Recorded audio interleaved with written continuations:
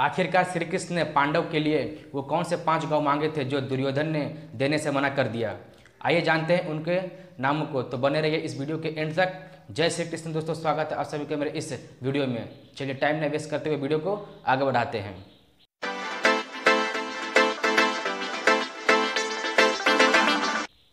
महाभारत में जब पांडव अपने 13 वर्षों के वनवास और 1 वर्ष के अज्ञातवास के बाद हस्तिनापुर लौटे तो उन्होंने अपना अधिकार और राज्य वापस मांगा।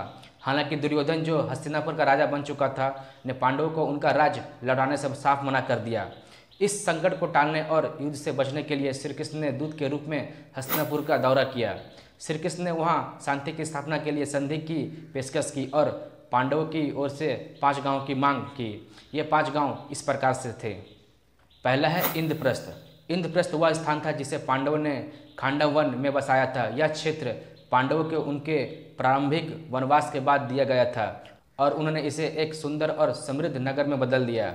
इंद्रप्रस्थ महाभारत के अनुसार बहुत ही विकसित और संपन्न नगर था और यहीं से उन्होंने अपने शासन की शुरुआत की, जो आज इसे दिल्ली के नाम से जाना जाता है।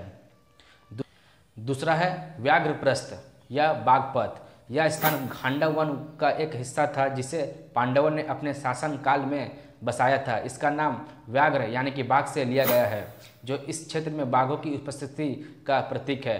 पांडवों ने इस स्थान को अपने राज्य का हिस्सा बना लिया और इसे एक नगर में बदल दिया, जो कि उत्तर प्रदेश में मौजूद है। तीसरा है स्वर्णप्रस्थ या सोनपत। स्वर्णप्रस्थ एक समृद्ध नगर था जिसे पांडवों ने अपने शासनकाल में विकसित किया। इसका अर्थ सोने का स्थान है, जो इस नगर की समृद्धि और वैभव का प्रतीक था। यह स्थान अभी हरियाणा में स्थित है। यह नगर पांडवों की शक्ति और आर्थिक संपन्नता का प्रतीक था। चौथा है पांडुप्रस्थ या पानीपत। पांडुप्रस्थ का नाम पांडवों के पिता पांडु के नाम पर रखा गया था। यह नगर पांडवों के वंशजों के लिए एक महत्वपूर्ण स्थान था और उनके राज्य का एक प्रमुख हिस्सा था। ये स्थान अभी नई दिल्ली से 90 किलोमीटर दूर उत्तर में है। पांडुप्रस्थ में पांडवों की आधिकारिकता और उनके वंश का महत्व परिलक्षित होता है। पाँचवा है तिलप्रस्थ।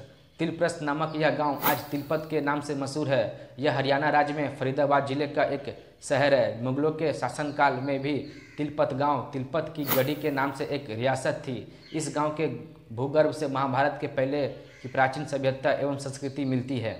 द्वापर युग में पांडवों ने इस सुंदर नगर इंद्रप्रस्थ का निर्माण किया। तब उस समय तिलपत गांव इंद्रप्रस्थ राजधानी के अधीन था। इस इतिहास के 5 मुख्य गांव थे, जिनमें से तिलप्रस्थ शामिल है। इनमें तिलपत गांव सबसे पुराना है। श्री कृष्ण ने जब दुर्योधन से ये 5 गांव मांगे तो उनका उद्देश्य सिर्फ शांति स्थापित करना था।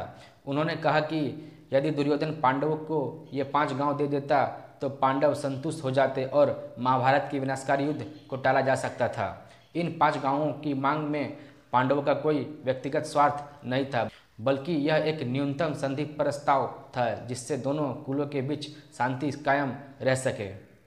दुर्योधन, जो अत्यधिक अहंकारी और महत्वाकांक्षी था, ने श्री कृष्ण के इस प्रस्ताव को ठुकरा दिया।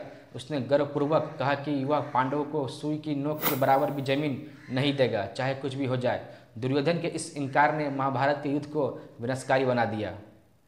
श्री कृष्ण की शांति की पेशकश और दुर्योधन के इनकार के बाद महाभारत का युद्ध तय हो गया। इस युद्ध में भारी जनहानि हुई और कौरवों का संपूर्ण विनाश हो गया। इस प्रकार दुर्योधन की जिद और अहंकार ने कौरवों के कुल का अंत कर दिया और पांडव अंततः विजयी हुए।